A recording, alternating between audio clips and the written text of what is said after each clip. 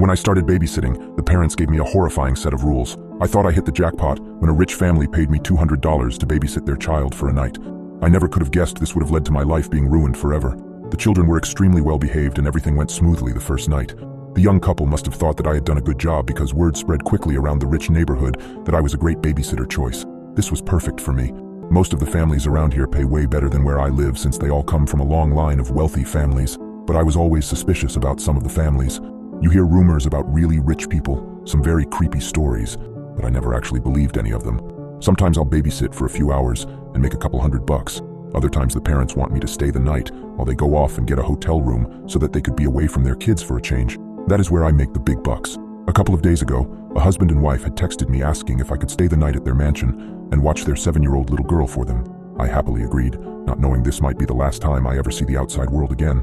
When the day finally came, I drove my beat-up Jeep Wrangler to the edge of the rich neighborhood and made my way up this private driveway that I had never noticed before because the entrance was hidden back amongst the trees that surround the entire north side of town. I drove up this steep, winding driveway for what seemed like 10 minutes before I finally saw the house come into view. Out of all the houses I've babysat at, this was hands down the most gorgeous one I've ever seen.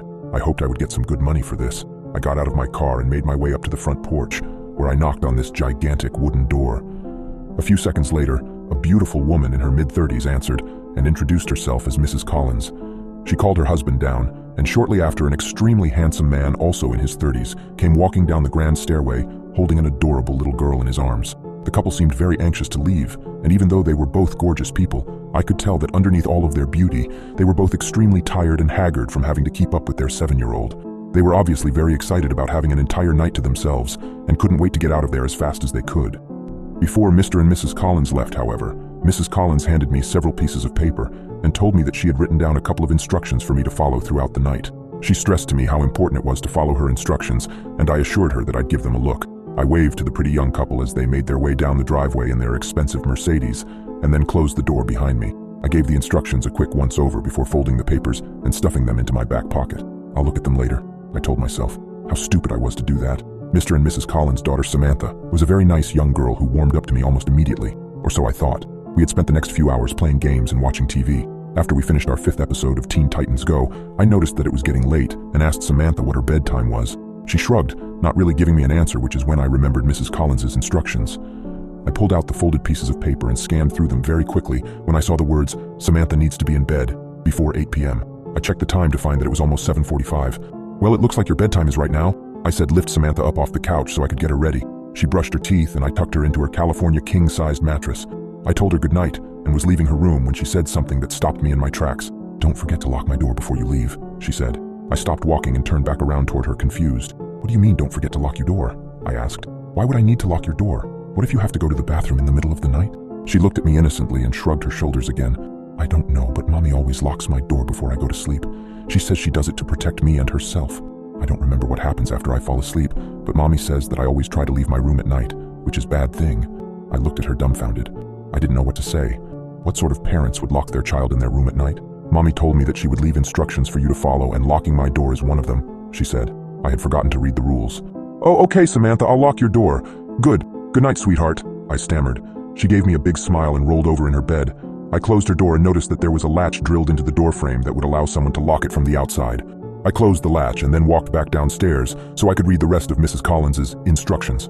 When I had first seen the pieces of paper, I was under the impression that they were just instructions that told me what shows Samantha is not allowed to watch or how to operate the surround sound.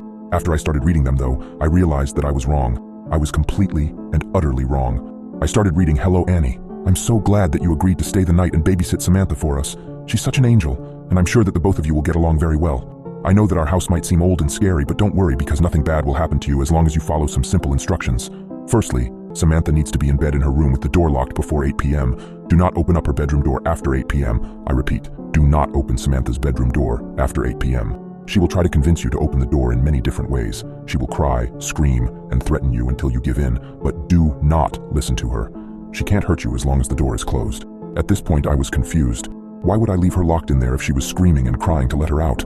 Something horribly wrong was going on here, but I continued reading. "Between 8:30 and 9:30 p.m., make sure you remain in the living room with the lights turned on.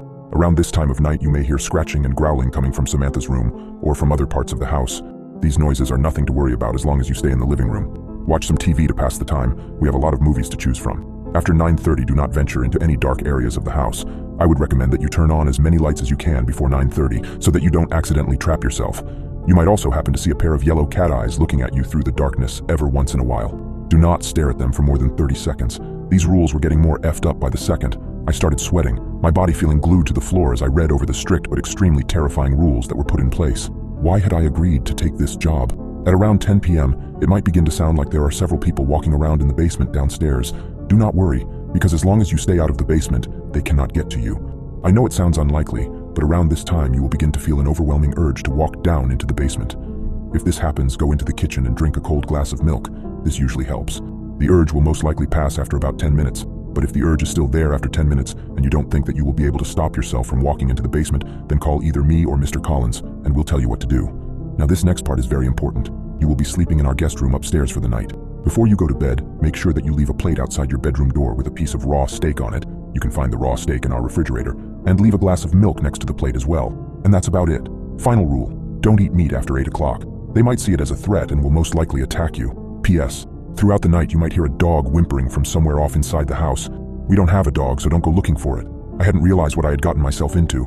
Right as I had finished reading the rules, it was 8:31, and the growling noises just started. It sounded like they were coming from every room in the effing house. My hands were shaking as I reread the instructions, the realization of what I was dealing with sinking in. I was trapped in a house with something that was far from normal. The growling noises were getting louder and seemed to be coming from every room. I forced myself to calm down, taking deep breaths. I had to follow the rules no matter how bizarre they were. Over the next few hours, things only got stranger and more terrifying. The growling turned into scratching, and sometimes I would hear what sounded like a soft whimpering, like a dog. But I remembered Mrs. Collins's postscript. They didn't have a dog. I stayed in the living room, keeping the lights on as instructed, and waited. The urge to go down to the basement was strong, but I fought against it, going into the kitchen and gulping down glasses of milk. Around 10 p.m., I heard the sounds of footsteps in the basement, but I didn't go down there. I stayed put, watching TV to distract myself from the cacophony. It was during one of these distractions that I noticed a different piece of paper on the coffee table, a sheet that had been tucked away under a magazine. It was a diet plan for Samantha, written in Mrs. Collins's neat handwriting. My heart skipped a beat as I read through it. It was a weekly meal plan, but it wasn't the usual fare you'd feed a 7-year-old. Liver on Monday, kidneys on Wednesday, heart on Friday. It was a diet composed of human organs. My stomach churned as the horrifying truth hit me. Samantha wasn't just some ordinary child. She was something else. As the realization dawned on me, I heard a loud crash from upstairs. It sounded like a door being broken down. The noise was followed by the soft padding of feet on the staircase. Samantha. I could hear her humming a lullaby as she descended, her voice echoing through the eerily silent house. My heart pounded in my chest as I stood rooted to the spot, my mind racing. I thought back to Mrs. Collins's instructions, her insistence that I follow them exactly, but it was too late for that now. I had made a terrible mistake, and now I was about to pay the price. I could hear Samantha getting closer, her humming growing louder. It was then that I realized the horrifying truth. I wasn't here to babysit Samantha. I was here to feed her. I was the meal.